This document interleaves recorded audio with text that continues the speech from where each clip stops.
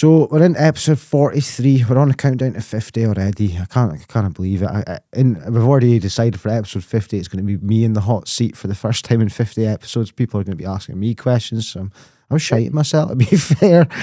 I'll be fine. Exactly. So the voice you're hearing there is Mr. Mark Holmes. Former, I'm going to list through some of your clubs, Mark. Clachnacuddin, Falkirk, Ross County, Buckie, Forest, spell in Australia as well, playing. Mark's got some coaching academies. I was just speaking to Mark before he came on. I was actually up in Allness for a game on Sunday. I was watching a bit of Mark's coaching. I pulled in and I actually seen the van, Mark, and I was like, oh, I'll get straight over there. Like, so I did. I was straight over, and it was good. It was good. Your sessions are very popular. A mix of ages and things like that. Kids were enjoying themselves. I always like to see coaches who, even though they coach at the highest level, like Highland League and that, yourself, will go back to just working with the young age groups who are just learning to play football. It's brilliant. It just shows that you've got a broad range of skills. You know, you're not just focused on players who can play football or at a semi-professional or professional level.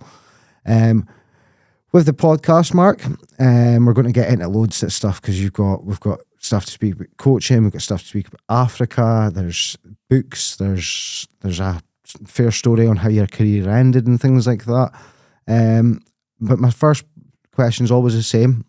How good a football player were you as a kid? And what age did you realise that you had a wee bit of potential to play higher? Well, my dad was a footballer, so he played with Clach and Rothes, so the sort of, I suppose he inspired me, you know, to get involved in football. I go along and watch him. You know, by the time I was born and that, he was in the amateur league and stuff, the welfare league by then. But he did have spells in the Highland League, and I suppose my dad was an inspiration. And in school, he was my coach, and every Saturday was spent either training or we'd be travelling just all over the Highlands. Really, he would get hired a minibus, and we'd all meet up on a Saturday, and we'd be off in the minibus all day, take packed lunches, and even your dinner with you. And you wouldn't be back till maybe 8, 9 at night sometimes, honestly. Like, you maybe play like 3 games, 4 games on a Saturday. Yeah. There's a lot to be said for, and it's time and time again, even I spoke to Carmy Keefe last episode, we spoke to Bobby Clark recently. A lot of players make it when their dad spends a lot of time playing football and coaching football and things like that. I don't know, do you have kids yourself, Mark? Yeah, but son Will. Will was at Ross County, but he's sort of gone down the boxing route, so in UFC, so that's his sort of thing, you know. So fortunately, he got a bad break on the left. He was left-footed. He is left-footed, so he got a bad break in his left foot where he's got pins and that. So boxing's his thing, and UFC. So he's excelling in that. He's doing really well. Yeah. So you'll be able to tell for Mark's accents, Inverness area. What school football, Mark? You were growing up in about a kind of glory period for all the kind of Inverness-based teams in the Highland League and things like that. Did anyone you used to go and support as a young man? Do you know what? I would go to Thistle games. I go to Caley games. I just like watching football. Mm-hmm. You know, it didn't really matter. I wasn't really, you know, I mean, I lived in, started in Smithton and then went to Drakey's. So I suppose Thistle was, you know, the team that you would go and watch. But, you know, I see myself down at the Caley Park as well. And, fond memories of, like, Sir Wilson Robertson at Caley and John Bain and Billy Skinner and that at Inverness Thistle and Davy Milroy and that. So, just used to like just going along to watch football matches. Yeah. Didn't matter where it was. And then just kind of from a research, first club to pick you up was Clach, is that right enough?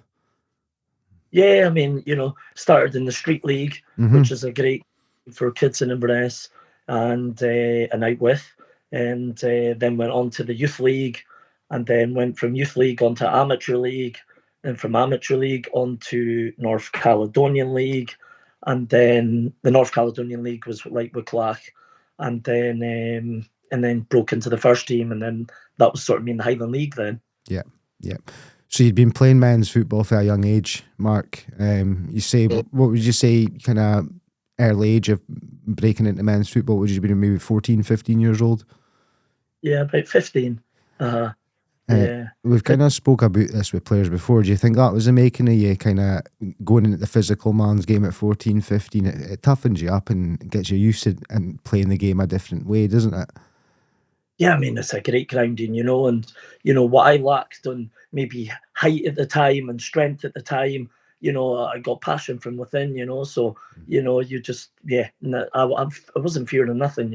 Yeah. So I think that helped me as well as a young skinny 15-year-old that the corner flag had, my legs were like corner flags, it's, and you got big hairy men crunching through the back of you, so Aye. you had to toughen up. But I relied on my speed and skill, Absolutely. And in playing against older guys, your speed and your skill is going to get you a long way. It's going to get you noticed and things like that. And potential. Yeah, yeah, definitely. I mean, for me, football, you got to think from the head.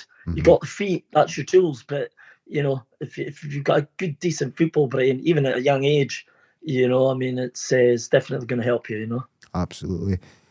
Hard So work. you're pretty much a quick, tricky winger throughout your career, Mark, and things like that. Did you have a football idol growing up? I'm interested to hear if that was a winger as well, somebody you looked up to when you were younger. Well, do you know what? I loved Ian Rush. Wow, okay, brilliant player, Yeah, brilliant. playground Rush. I just want to score goals and that. Even if I played in the wing, because I played striker too. So, striker wing, but mostly on the wing. But Ian Rush was he was my idol. Yeah. Such an underrated player as well. People forget he went away to Italy and that, and he came back. Yeah, he didn't have a great spell at Leeds towards the end of his career, but for a great 4 or 5 year period, he was the best striker in England by a mile. I ended up playing at the Ian Rush tournament. We actually won the Ian Rush tournament, playing teams from all over the world. And I was just unfortunate that I didn't meet him at the time, because he gave me a signed autograph to Mark. Best wishes, Ian Rush, because I had a friend, Ian Skewis, that was really good friends with Ian Rush. So he managed to get me the autograph and that, So, but I was glad that I never ever got to meet him, Well, not yet, anyway. They say don't meet your idols, Mark. They say don't meet your idols.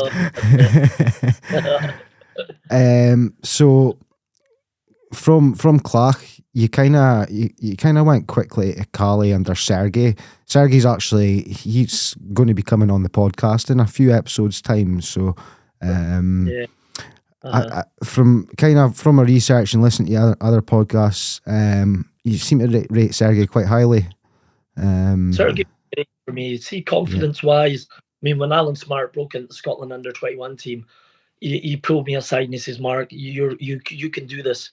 He was honestly really believed in me, Sergey. And, I mean, I used to, the time I was at Caley Thistle, I used to stay over by Dalnay sort of way. And, I'd be doing keepy-ups all the way to training, basically to the ground, because it was in Telford Street at that time. And when Sergey was the manager, and he used to pass me in his car, and I'd be doing the keepy-ups, and he'd be saying Alan Hurcher and all the other ones, like Charlie or whatever, and that, and saying, no, he's a Brazilian, so he called me the Brazilian, But I got on great with him. Yeah. We got on really good. Lovely man, eh? I think Sergey in his time quite underrated for what he done for Caley Thistle. Do you think? Because I think the squad that Pelé inherited was ready to go, wasn't it? There was a lot of good young talent in there. Oh, definitely. And obviously when Pelé came to, he brought some good players in as well. With that, he had a good eye for a player and that. But yeah, no, really fond memories under Sergey and Davy Milroy as well. Big shout out to Davy. And they were really influential in me as a youngster and that, alongside my dad and even Danny McDonald and that. And and Jim Oliver at Clach and John Innes, as well, and Roshy Fraser, all these sort of guys in that sort of era, and that they're all big influence in me as well. Also, big characters in just Inverness football. Like you've just pretty much named a Mount Rushmore of 80s and 90s Inverness lads, and I do think that without the work these guys put in, you wouldn't have like Caley, Thistle in the place that they're in just now, and you know, Clach are still the most successful team in the Highland League. They're doing a great job under Conor Gethins just now. Is there any kind of players that stick out for your time at Caley? Because obviously there was a lot of them players that went on to have fantastic careers like yourself, Mark. Well, I mean, you know, you had John Scott, it was at Liverpool and that as well, you know, and obviously Charlie himself. Charlie, you Colin Mitchell, you know, he was at Reading and before that, and you got Davy Brennan, you got Alan Hircher, you know, I mean, it's a list of names, you know, and and you know what, and they were just really, really encouraging to me as a youngster. Yeah, they were. They're really, really encouraging to me as a youngster. So I got on well with them all. Yeah, you know, because obviously I started in reserves at Caley Thistle and that, and then went into first team environment and that as well. You know, so but thoroughly enjoyed the reserves as well. Great bunch of boys. Were led by Davy Milroy, won the league and that as well. Yeah. And then obviously with Sergey and that, it was great to step up and. You know, and then I had my debut against Queen's Park and man of the match and stuff, you know. But thoroughly enjoyed it, you know. Brilliant. My favourite two podcast questions, Mark, is who's the best player you've played with in your career? I would say Frank Farina. Frank Farina played with Bruges and Barry. So Frank Farina, he was quality, Yeah. Jerry Creaney played with Jerry Creaney as well. He came back from Man City, you know. Played with him as well, but I would say Frank Farina, brilliant, you know. Was that out in Australia you played with him, Mark? Aye, yep. So I mean, he ended up being the Australian international manager, you know.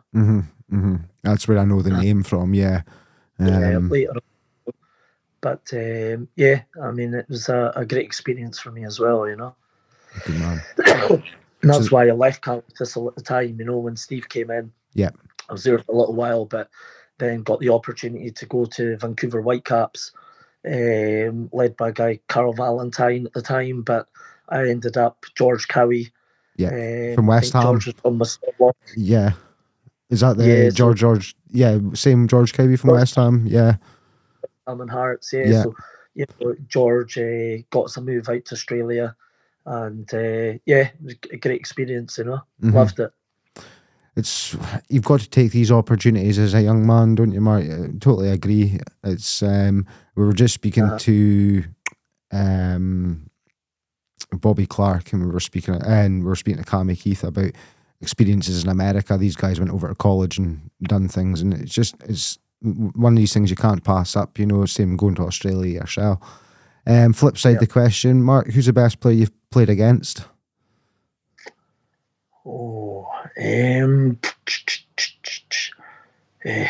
Probably Doug Rugby, yeah. Wow, we've had his name mentioned a good few times, like, yeah. Doug was hard as nails, you know. I've still got stud marks on my back. That is the day that I wish he had his sambas on. Yeah, we've heard it hard as nails. Just you just hear a grunt and hear him coming, and just impossible. Stevie Gray was great as well. See, Antley. You know, and then you've got Eddie Copeland, and you know, I mean in the Highland League here and that, you know, but for sure, you know, they were fantastic players and that. Absolutely. Good club band too, you know. So we just kind of mentioned it briefly earlier on. You went to Australia. What's it like to play in Australia? Like, I've always wondered how players manage with the heat and things like that. That's the biggest thing that goes through my head. Yeah, I mean, you know, I used to wear wristbands just with water, you know, and just soak them in water and just try and hopefully keep my temperature down a wee bit. But it was hard going, and especially the type of player I was, because mean, obviously Scotland, everything's kick and rush. It's quite, and as a winger, I never stopped. It was always like just working hard. Yeah. So, I wasn't a lazy winger. I was always on the move. So, obviously, when you're running in that heat, but again, you've got to adapt your game. Yeah. Got to adapt it. I find that I adapted well. I did well out there. Aye, absolutely. And as you say, is your type of game. It's kick and run. It's 100 mile an hour for that 80, 90 minutes, whatever you've got. That gets harder when you put in 35, 40-degree heat. So return to Scotland. You actually went up to Falkirk for a wee while when you came back. Was that, what kind of experience was that like? Because you'd been full time in that, Mark, was you? Yeah. Yeah. But no, I went to trial with Dunfermline, Dundee. Dunfermline wanted me back. Went to trial. Sergey took me to St Mirren. He wanted me back at St Mirren, but yeah, I ended up. I was going to go into Hearts. Jim Jeffries at the time. I was supposed to go in there, and then just got the opportunity to go to Falkirk, but it was very short lived because I don't like bleating on about it, but the goalposts have moved in terms of contract staff and that. So it's sort of sickened me a wee bit because, I'm not like from a rich family at the time, I'm still not, but, I wasn't from a rich family that could support, they would support me in every other way. But obviously, if you're having to pay your own tags and stuff like that, it was, even though you got wage, it just wasn't enough to sustain my living. To be living down there either, so it sort of hampered things for me. Aye. So that probably pushed forward a move up to county, did it?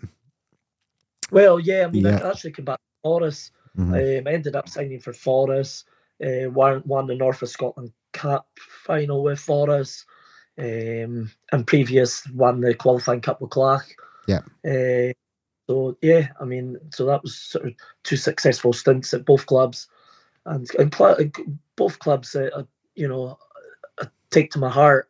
Love Clach, and love Forest too. So people at Forest and Clach, but they're all lovely people, and very family, and I just love my time at both clubs. Yeah. Loved it so much you're back at Forest now as well. Yeah, oh, I know. It's great to be back as well, A shout out to Greg, one of the directors for Forest, for actually sorting this out. Greg actually coaches with us. Yeah, he's a good man, Greg. Like, he's a good lad. So, like, you had a wee bit of jumping about a couple of clubs in the Highland League. Bucky, Forest, a wee bit at Nairn as well.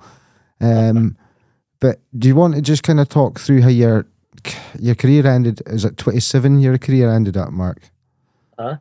So, I've been at Forest and that, but then I went to Ross County. I was there under Neil Cooper, and then ended up, I think it was going to Bucky. I think I went to Bucky then, and then I went to under Alan Scott, and Alan Scott was a big influence on me.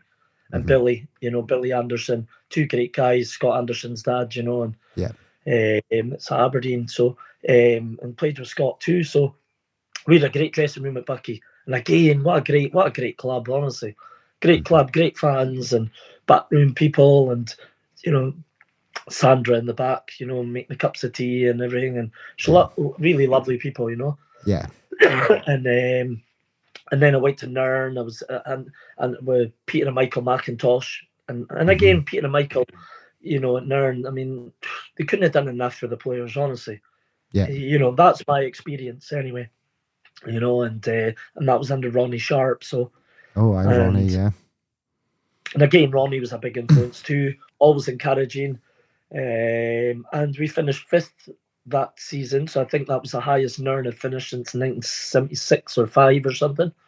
Yeah. So that was a big for Nairn, And Ronnie got us playing good football and took in the likes of Gary Facker, Scott Kelleher, Ian Brooks, Willie Barron. We had a good team, really good team actually. And I don't think we're far away. You know, maybe another 2-3 players within that squad, he'd be right up there. You know. Yeah, absolutely, mate. Yeah. So a sponsor, got a sponsor. About time. Yeah, about time. Thank you to Chris Foot, Elgin City director, Elgin City women's team director, for sponsors for the season. You're going to be hearing Chris Foot a hell of a lot over the next year. Yes, in the words of former guest Chris Saunderson, if it moves, Chris Foot can get it sponsored. Yep. And this podcast is definitely moving in the right direction. See, this is good advertisement right now. Thank you to Chris Foot for sponsoring us for the year. You'll be seeing his name all over our posts, all over our social media, hearing his name a lot in the podcast, but it's for a good reason, because he's helping us keep the lights on at the Lighthouse Podcast Studio. Yeah, and then went to Forest. So it was when I signed for Forest, I was in a car accident, and so it sort of put me out, damaged my back and my neck, my lumbar spine, you know. So, I had to rest for a fair few months. You know, I had my head in traction for I think maybe 6 months or something. You know, they put a gimp mask around your face and take you to the hospital, and then they would have like a big rope pulley thing, and they'd be winding this thing in, like, you know, it was like, it was just like you're getting tortured in the chamber, you know. Wow. So it was just separating the bones in the back of your neck and that, you know. So went through that experience, but I did manage to claw my way back into Forest, into the team. But I was just so sore. I was so sore for days after. Yeah. It's not that I couldn't run. I can still run even now, but I'm just sore for days after, and that's the problem, you know. Mm-hmm. Mm-hmm. So gave that up, and then I started taking footballers to football clubs all over the world, basically. So just using contacts I had in football, using clubs that I knew of and people within the clubs, putting some players to Australia, putting players to Malta, to Sweden, to Spain, taking players from Spain and putting them in Malta. Yeah, it was just and vice versa, Sweden, Finland, all over the place, but Albania as well. So so I was still involved in the game, so it didn't. Mm-hmm. Even though I wasn't playing, it was like the next best thing, really, you know. Yeah. So that's like a bit like a football intermediate, is it, Mark? It's exactly. Yeah. I've got a friend, Pavlin Panayotov, mm-hmm. who's like Gary O'Connor to Russia and that, you know. So Pavlin, like a brother to me, really, and known him a long time, and he's put a lot of players all over the world, some big names too. So managed to get like Ruben Palasuelos, that was at Hearts and Racing Santander, and I think it was that. Took him, you know, to Scotland, and Abdoulaye Mete, that was at West Brom. You know, to Ross County, yeah. £40,000 players, you know. Yeah. You know, it's big bucks, but really, you know, I mean, down to earth guys, you know, really, you know, really down to earth guys. Danny Sanchez, Nauris Bovitas, David Raven, to a lot of different players to Scotland and abroad. So keeps you busy, mate. Always busy. You've also kind of ended your playing career. You moved into coaching. You've been coaching pretty much everywhere abroad. We'll get into your academies in a second, but you've coached for the SFA and things like that as well. I've done the SFA camps, you know, so like during the holidays and that, myself and Danny McDonald and Roshy Fraser and that, we would, and I was just a young lad at the time, you know, I'd be 18, you know, in the Caley Thistle team and that, you know, so Danny would take me along with him and that, and I would be helping doing the SFA course, like the training during the holidays and that, the camps, you know. Aye.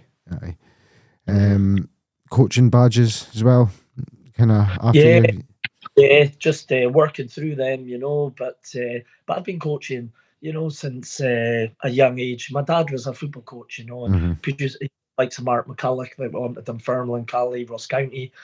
I mean, as a youngster, it was my dad that coached him, and then Mark went on to other, obviously, coaches once he goes into Street League, Youth League and that. But as a youngster in school and everything, my dad had him right through. And I'm sure Mark would agree that I'm sure my dad was a big influence in him, Aye. as well as others, So the coaching's always been, no matter what club, even in Australia, I was coaching whatever team I've been at, I've always coached the kids, That's important. It's very important, mate. So, without a doubt.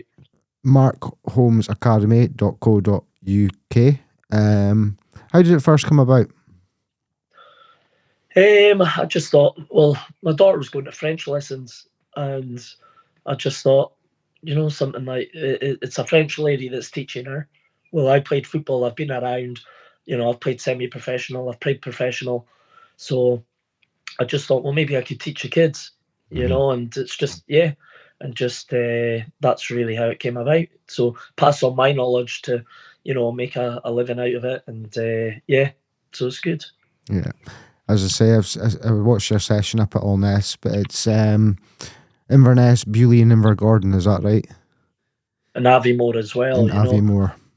But I'm so lucky because even though it's my living, it's my passion. Mm-hmm. And I'd love to think that shines through my sessions. I'm not a coach that stands there.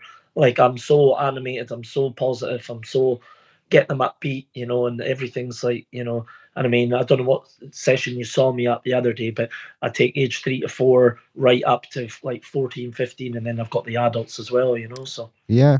It looked about age 3 to 4. You were getting them to sprint to the cone and backwards to the flat marker, and then they were going out, and I was like, all right, okay, the kids were getting it. It was just coordination they were doing. It was definitely a young age group, but they were all enjoying it. That's the main thing, at that age, yourself, Mark, it's all about enjoyment. The kids are not enjoying it, they're not going to take it to football. Well, it's so important that every session, even with adults, you've got to make sure that people love coming to, what they love. Yeah. And there's nothing worse than, even at Forest and that, if the boys weren't enjoying training or that, oh no, you know what I mean? Like, you're not going to get the best out of them. So it's good to be positive, vibrant, upbeat, and that's the type of person I am anyway. So, and it's just spurring them on and keeping everyone on their toes, but keeping things moving and just plenty encouragement. That's how you get the best out of people, and it doesn't matter what job, for me anyway. Yeah, 100% agree with you, pal. You've got 3 in Africa. How did that one come about, Mark? Because I've read a little bit of the backstory. I know you've got coaches over there. You've got a coach. You've got 600 kids in some schools and things like that. A busy place. So how do you manage? I'm not going to ask you how it came about, because that's probably quite a long story. But how do you manage to manage that from over here? Again, it's like you can't do anything without good people. You need good people you can trust, and people that have the same passion, desire, and drive that, what I've got here, I want in Africa. I need people like me, someone that's upbeat, someone that's full of encouragement, and someone that obviously played football that, can pass on the knowledge and the good habits, Yeah. And for every, obviously, even coaches that maybe haven't played in that, if it wasn't for these guys, there'd be so many kids lost to football as well. So hats off to like every coach out there, trying their best and trying to, to make kids, get a lot better and active out there, Yeah, absolutely, mate. Hats off to you. So you your current role, we kind of touched a little bit about Forest. Your first team coach, is that right? Or your assistant manager? Manager. First team coach. First team coach. So, was delighted. Stephen got in touch with me. Me and Stephen used to play together at Caley Thistle and Forest. So, and we've always got on. And I just obviously I was at Forest before and that as well. So, just a natural progression, I suppose. He was looking for someone. I'm a coach. I know what I'm doing, and it's just it was a good fit, One of the questions I always ask coaches who are still coaching, Mark, I do it myself, do you still take part in training? Yeah, well, I do. Yeah, no, I'm very much involved in training. Yeah, I'm very much involved. Games, I'm absolutely delighted if one team's a man down, so then I can same. join in. They keep turning up even numbers. It's a nightmare. I'm Aye, just itching to get on, and then from the sideline, I kick every ball. aye. Like I'm constantly motivating them, and I'm not shouting bad things or that. I'm just motivating, trying to, yeah. Everyone will hear me shouting and that and jumping about and that, but I'm so animated and I'm so like upbeat, and that's just I want people to feed off that. Yeah. Mark, what's the best goal you scored in your career? Bucky Thistle over like a bicycle kick. Andrew Allen, that was a Caley Thistle, he went ahead the ball and I just jumped up. It was probably about 22, 23 yards out. Jesus. And it went right in the top corner. That's where I wish phones. See now? Oh, Dave Edwards, I think Dave was at the P&J, was he? Was it Dave Edwards? He was a journalist anyway. Right, yeah. When I got clubman of the year at Bucky Thistle, so at the dinner and that, he says, "Oh, it's the best goal that he had ever seen." So I was delighted when he said that. Aye, that's an honour. You'll take that. For sure. So, just to wrap up my questions before we get into your 11, what's your proudest achievement at football? There's quite a lot, mate, because you've done so much. As well as on the pitch playing yourself, off the pitch you're coaching your academies and that. What are you proudest of? I think I just want to make my mum and dad really proud. Mm-hmm. Good answer. Dad, a footballer, and I think everything I did, I just even when I was young, I said I'm going to get you a villa and that. I was so driven, and so I just So I would say. Yeah, just going on and just obviously playing in a professional environment, make my mum and dad proud, and then going off to Australia, and I was young at the time when I went as well, and so and it's I suppose having the gonads to just get up and get out and and just see what's out there, it's and I would say to any young player, obviously you want to keep your players in Scotland and that, but if you don't even get, especially now, if you don't get an opportunity, then go somewhere else. You don't have to just stay here. Go and test yourself somewhere else, and then even if you come back, using that experience and everything, as make you a much better all round player. I think. That's sound advice, my man. Sound advice. So before we get into March 11, I'm just going to do a quick bit for my viewers. If you're enjoying listening to us and you want to watch us, you can subscribe to us on Patreon. Give us a follow on YouTube, Facebook, TikTok, Apple, Spotify, all the above. If you get onto the Patreon, there's bonus episodes, there's all sorts of stuff on there, and we're away to have one of our Patreons on one of our Patreon episodes. So that's the kind of things you can get for being a Patreon. Right, Mark, 1 to 11 time. What formation would you be playing? 4-3-3. 4-3-3. Who's your goalkeeper, my man? Right, Billy Thompson. Oh, right. That's a name I don't hear very often now. I put Billy he was a winner, for sure, but yeah, I put Billy Thompson. Played a couple of games with him. Right back, I put Mark McCulloch. He was my school friend in school. Mm-hmm. I like that answer. Mark, but he went on to Dunfermline, Ross County captain, I think he was, and Caley Thistle captain anyway. Mm-hmm. So then I put, and plus he's a bit of a unit too, and he had a good. Aye. He stamina in that, so I put him at right back. He'd be hard to get past. Then I put Doug Rugby, hard as nails. Yeah, man. Oh, aye. Right, the glue there, right at the back. Is that your captain? Yeah, aye. Doug is the captain, sure.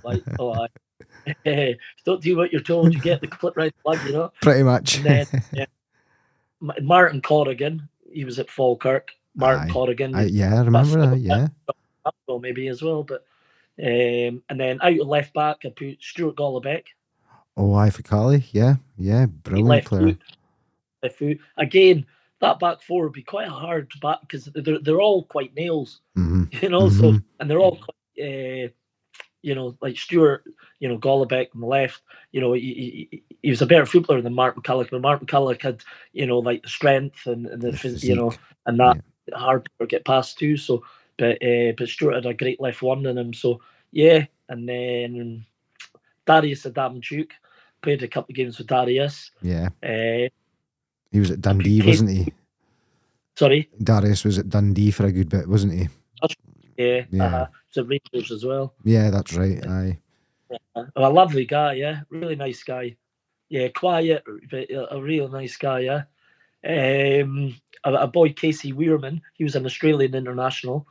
Okay. He played at the Brisbane Strikers, so I put Casey Weirman in there with Chick Charnley. Wow. Chick Charnley, yeah. Yeah, played a couple of games with Chick, so, and he was a character, Chick, like. Aye. Yeah. He was a character, like, yeah. He came in with the Al Capone shoes and that, like the black and white things, I love it. Really, like, he was, he'd sell you anything, telling you. He was a man in the know, like, but again, good character, really good character. So that'd be there, and then I would Billy Ferris. Oh, wow, pace, and then Frank Marina through the middle. Yep.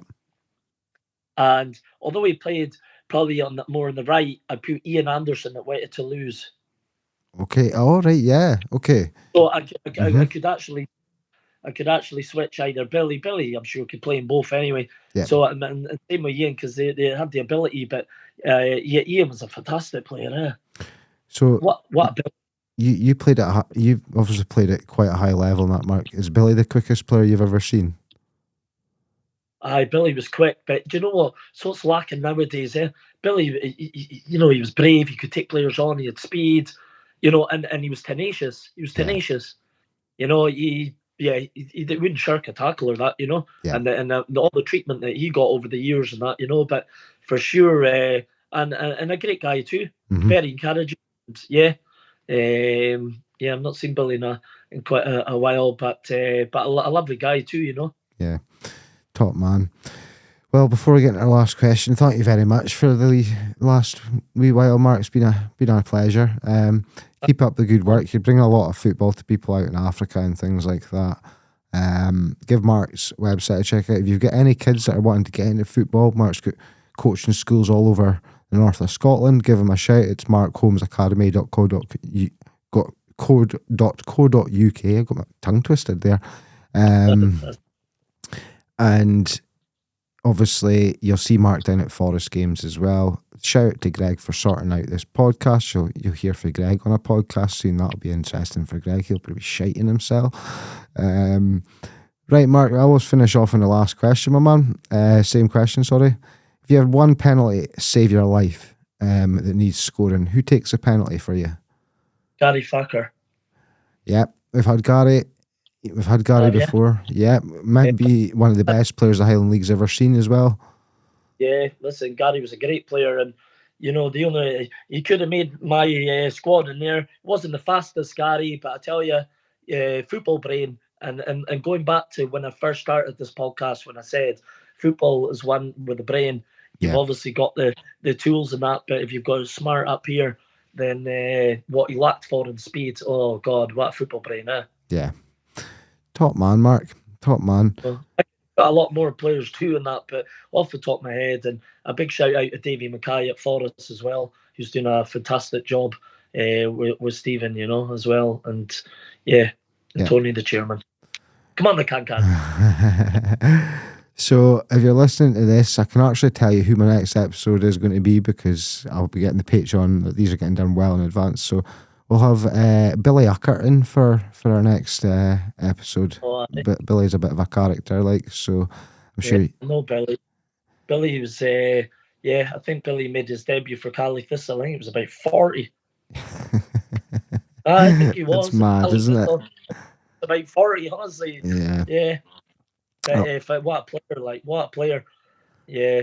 He was another encouraging one, Billy, but he was obviously getting to the end of the time when I was coming through. But what a guy! Really nice guy and very encouraging, and he can hold the ball, and he was great at that. Yeah, good man. Right, Mark. I do appreciate it, pal. Keep up a good work. As I say, if you want your kids to get in any football or that, you've got the website. Give Mark a shout. From what I've seen, the coaching sessions were brilliant. The kids were all loving it. And there's not enough good football coaches around, especially at Mark's level. So do please give him a shout. We'll catch up with you soon, Mark. Okay, I'll be in touch, pal. Thanks, Lee. Okay. See you, pal. No worries. Catch you later, buddy. The Football Journals is now on Patreon. If you sign up on Patreon for just £5 a month, you can get access to our upcoming guests and the chance to ask your own questions, the ability to watch our podcast with full video exclusive, audio only on all other platforms. You can get your episodes earlier than anyone else, sometimes a few days, sometimes a week, but you will get your episodes earlier than everyone else. Chance to request guests of your choice. We will do our utmost to get them on the show, if obviously within reason. I can't go asking Cristiano Ronaldo on the show. And one bonus episode per month. There's already a bonus episode on there. You'll get a further bonus episode every month. Sign up today at patreon.com/footballjournals, capital F, capital J. That's a sign up today at patreon.com/footballjournals, capital F, capital J.